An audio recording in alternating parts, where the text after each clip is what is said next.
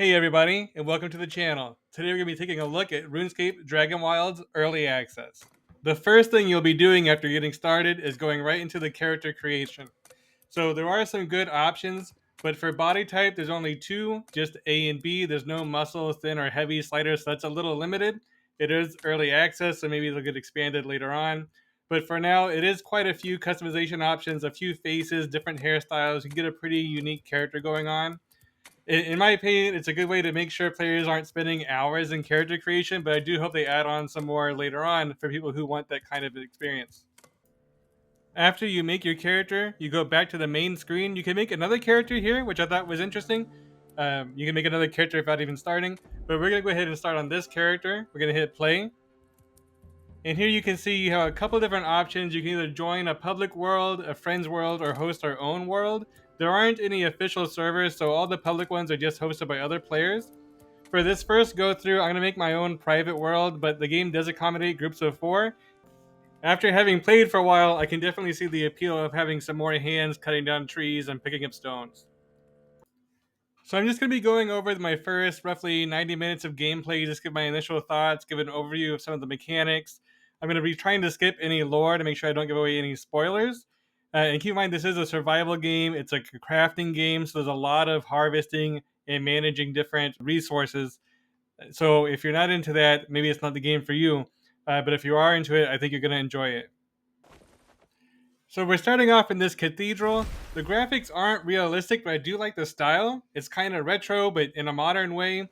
I think it fits the RuneScape vibes. I never really played the original RuneScape, but I've seen some footage of it, and I think it looks pretty similar. I'm sure you will too if you did play it, and hopefully you enjoy it. So the first NPC we run into here is this wise old man who gives us the option to start or skip the tutorial. I've never played before. I've never played the original, so I'm going to go ahead and start the tutorial, and let's see how that goes. So this second NPC, who's the first one we talked to during the tutorial, introduces the hunger and thirst mechanics, which we do need to upkeep. So water has to be boiled before drinking, otherwise you'll build up toxicity. Your first cooking station is this campfire here where you can boil the water. It does require wood, so just pick up some wood while you're out collecting the water and you'll be fine. It doesn't require very much wood to boil a bunch of water, but you do need 2 dirty waters for 1 clean water, so that is a bit of a pain to collect twice as much water as what you actually want. But then just throw them on the campfire here and you'll actually level up as it's cooking. Cooking food is pretty similar. You'll also do that at the campfire at first, and then as you get better at it, as you level up in cooking, you'll get better cooking stations, and then you can do multi-ingredient meals, which will satisfy you for longer. But at first, just a single ingredient meals just to get you through. This NPC does mark some nearby water on your map. You can go to any body of water to collect water. These are just the tutorial guided ones. I do like the style of the map a lot. It looks like it's fresh out of Lord of the Rings. So again, I'm just really liking the art style pretty much every turn of this game. As you're going around and gathering water for this mission, or literally while you're doing any content, you want to be picking up logs and stones off the ground. You do need those for crafting houses and other crafting benches, and you do get experience points just for picking them up, and that'll help you unlock different spells that make you better at logging. Like for example, there's a logging spell where you can throw your axe forward and cut down multiple trees at the same time. You need to get better at logging to unlock that, and there's a similar skill in mining.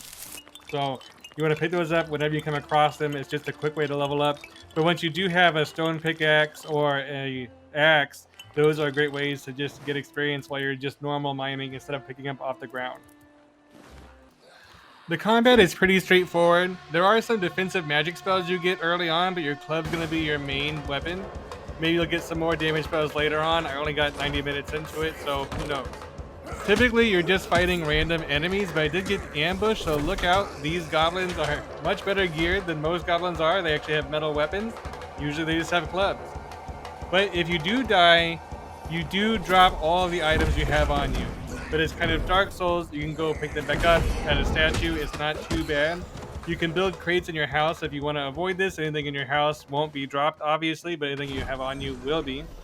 Your bed is your respawn point, so you want it close by. These goblins got me in my backyard, so I was pretty close. And I was able to just run over to the statue, get my gear back, and then finish off the goblins. I haven't quite figured out how stealth works in this game, but I do see references to stealth, so there is a stealth mechanic. But here I was able to just kind of walk far away from the goblins, and that was enough to sneak by without them aggroing on me. And then I was able to run in and take them out after I had my gear.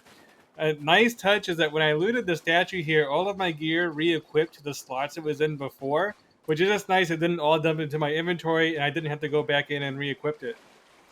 And you'll notice here that the spell cooldown doesn't reset just because you died, so be mindful of that, that the spells do have cooldown, and they don't reset just because you died and respawned. When you're building, especially if you're first building, don't underestimate how long it takes to get these building materials, alright? So I wanted to build a 2-story house as my first starting house, and it took me forever. I actually didn't finish it, I just got it looking alright. But you need a lot of wood to build anything, and it eats it up really quick. And a lot of crafting stations have specific requirements, like they need a roof or they need a wall nearby. Then you can't use the crafting station; those requirements aren't met. The bed needs to have a roof over it. So there's a lot of complexities here. I would recommend starting small and going up from there. Here, I kind of started with this grand vision of a 2-story building, and most of my gameplay was just harvesting wood. So I'd avoid that and kind of focus on getting started with the game first. Unless you want to mostly focus on the building, I mean, it's up to you, but you will spend a lot of time chopping down trees if you want to build a large building. So that's my first look at RuneScape Dragonwilds. If you want my 2 sheds on it, I'd say it's not for everyone. There's definitely a lot of grinding going on here, a lot of wood chopping, a lot of water collecting, but I think that's true to the original. I think it's what it's kind of famous for, right? I like the building mechanics a lot, and I'll be playing more of it. I get the feeling it's a game that starts off slow and picks up later on, so I'm excited to see how it goes, especially post early access. So I am enjoying it so far, but we'll see how long that sticks for. Thanks again for watching. If you have any other games you want me to check out, or if you want more videos on this one, let me know down in the comments.